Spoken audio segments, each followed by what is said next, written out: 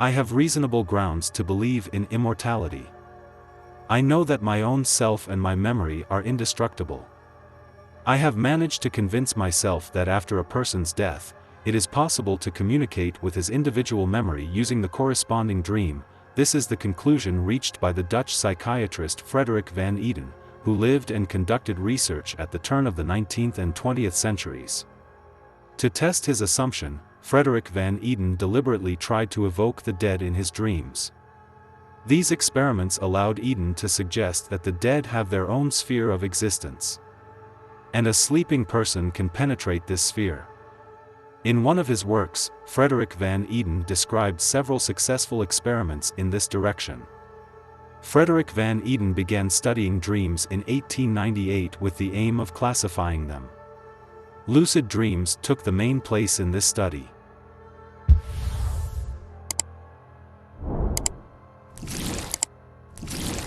For 15 years, Frederik van Eeden wrote down and studied his dreams. One dream was especially memorable to the psychiatrist. In it, Eeden saw his deceased fiancée Emma. In my dream, we met on a long road. I recognized her from afar. Her light hair in the rays of the sun resembled a halo. When Emma came very close, I wanted to hug her, but she gave me a sign not to do so. To start a conversation, I asked, "Is that you, Emma?" In response, she whispered to me, "Not quite yet." And although these words sound mysterious now, in my dream it seemed to me that I understood their meaning. Frederik van Eeden described his dream. Admiring his fiancée in his dream, Eeden heard sounds reminiscent of the clatter of hooves. And the closer they got, the more fear grew in the heart of the sleeping man. Soon Frederik's dead father appeared on the side of the road. He went to Emma, wanting to protect her from the terrible sounds. At that moment a black bull appeared on the road. It was approaching those standing. Eden's fear grew into panic, from which he woke up. Frederik van Eeden was shocked by what he saw. And although in this dream he did not realize that he was sleeping, his perception in it was clearer and more precise than in physical life with all the senses.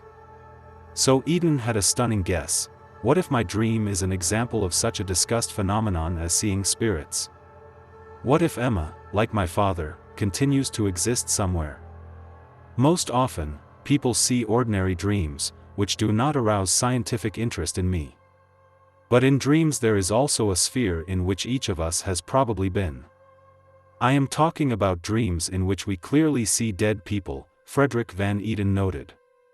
The psychiatrist distinguished two features of such dreams.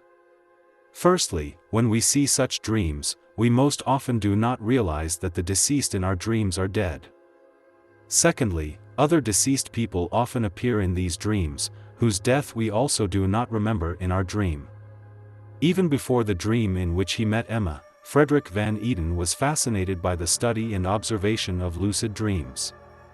The psychiatrist classified as lucid those dreams in which he understood that he was sleeping, and in which he could control his actions by an effort of will. Eeden came up with the idea of calling someone from the deceased in his lucid dream. In his dream diary, the psychiatrist wrote, "So, I decided to call my dead father in my dream." Frederik van Eeden said that after the death of his father, he saw him several times in his dreams. All of them were unconscious and resembled nightmares. Most often in such dreams we were sailing with my father on a sailboat, as it was on our last trip. Father did not restrain his anger, and I woke up after such a dream, trembling from head to toe, recalled Frederik van Eeden. When the psychiatrist decided to see his father in a lucid dream, he began to set himself up for it every time before going to sleep. For several months, Eeden had no success. But one day he had a dream that the psychiatrist classified as demonic. In such dreams, I saw entities that were only trying to appear human in order to draw me into their game. So, in one dream, I saw the ghost of some postman walking around me.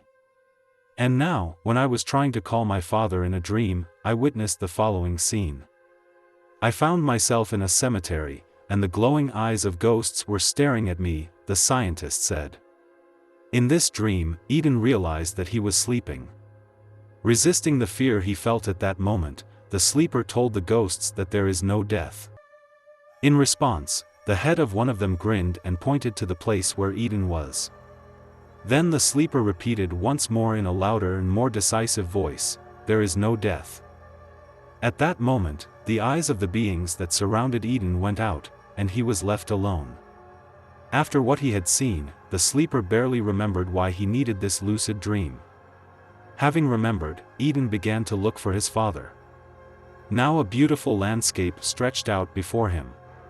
Ahead, Eeden saw a low house. He thought that his father might be there. When Frederik van Eeden awoke from this dream, he was convinced that he had communicated with his father, who seemed to be asking for forgiveness for his anger. Later, Eeden began to call and see various deceased people in his lucid dreams. However, in these cases, he began to have demonic dreams more and more often, in which certain entities tried to take the form of the deceased. Frederik van Eeden said that during such meetings he lost his mental balance. The psychiatrist tried to answer the question of whether the ghosts he dreamed of were real. Eeden said, "Until my experiments are finished, I have every right, as a scientist, to consider them real. I also understand that I will need hundreds of similar observations to finally dispel all doubts." Frederik van Eeden continued his experiments with dreams even after the publication of his works on dreams. However, this research was never completed. He died at the age of 73, without answering his main questions.